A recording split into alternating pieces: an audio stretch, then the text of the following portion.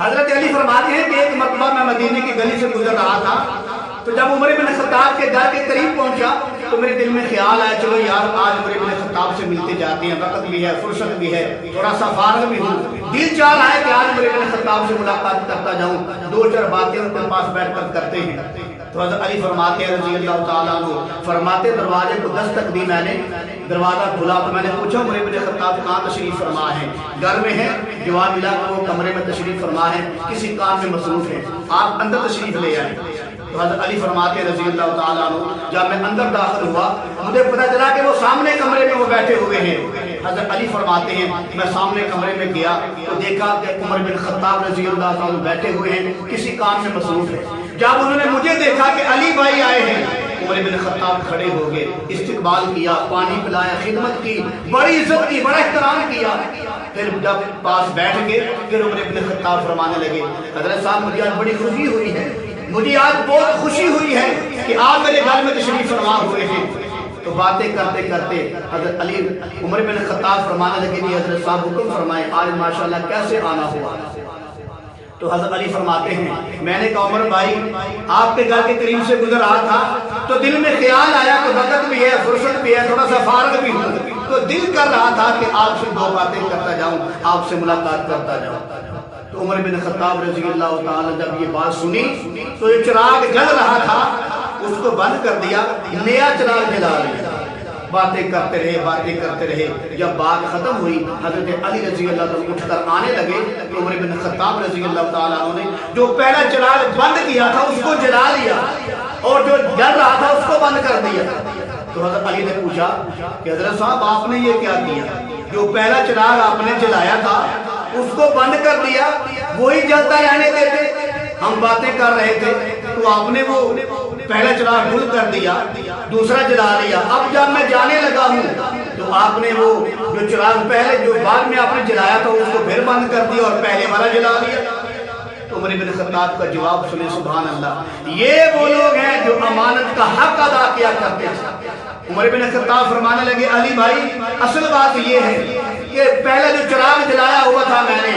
اس کا تیل جو ہے بیت المال کے پیسے سے لگا ہوا تھا، اس کا تیل جو ہے رعایا کے پیسے سے لگا ہوا تھا اور میں بیت المال کا حساب و کتاب کر رہا تھا، اس کا تیل جو ہے رعایا کے پیسوں سے آیا ہوا تھا، اس کا تیل جو ہے بیت المال کے پیسوں سے آیا ہوا تھا۔ اور جب مجھے پتا چلا کہ آپ کو اپنے کام آئے ہیں، ویسے ہی گفتگو کرنے کے لیے آئے ہیں، کوئی بیت المال کا کام نہیں، تو لہذا میرے دل میں خیال آیا کہ جتنی دیر ہم باتیں کریں گے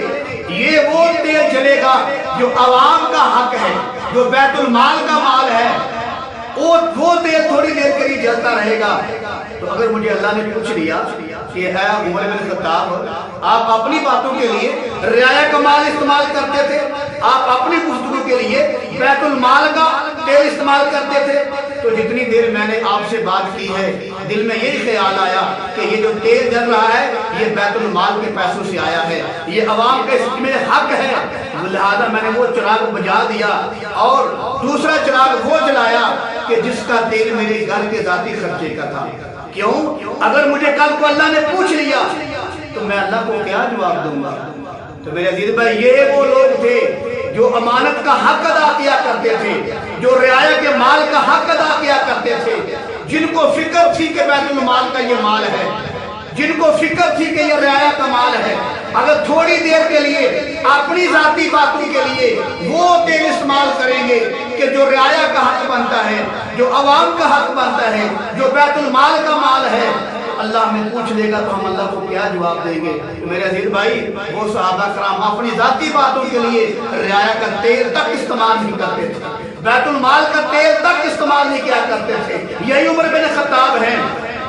زمین پہ زلزلہ آتا ہے کوڑا مارتے ہیں، زمین رک جاتی ہے، یہی عمر بن خطاب ہیں، جب مدینے کی طرف آگ آتی ہے अपना रुमाल भेजते हैं, आग वापस चली जाती है। यही उमर बिन खत्ताब है, दरियाए नील को रुका लिखते हैं, आज तक वो दरिया पानी बहा रहा है। यही उमर बिन खत्ताब है जिस माई की शीशी का वो तेल जमीन ने चूस लिया था, उसको रुका लिखा था, जमीन ने चश्मा तेल का बाहर निकाल दिया था। यही उमर बिन खत्ताब है जो 27 मरतबा जमीन पर बैठकर बात करते हैं, आसमान से अल्लाह का कुरान बन के आता है। यही उमर बिन खत्ताब है जिनको अल्लाह के पैगंबर ने फरमाया था, ऐ उमर अगर मेरे बाप का नबी होता तो उमर बिन खत्ताब नबी होता। यही उमर बिन खत्ताब है जिनके बारे में अल्लाह के पैगंबर ने फरमाया था, फरमाया कि जब कोई और मरता है, जब कोई और मरता है तो दुनिया रोती है, जब उमर बिन खत्ताब शहीद होगा मेरा इस्लाम रोएगा। यही उमर बिन खत्ताब रज़ी अल्लाह तआला अन्हु है जिनके बारे में अल्लाह के पैगंबर ने फरमाया, उमर की जुबान पर और उमर के दिल पर अल्लाह ने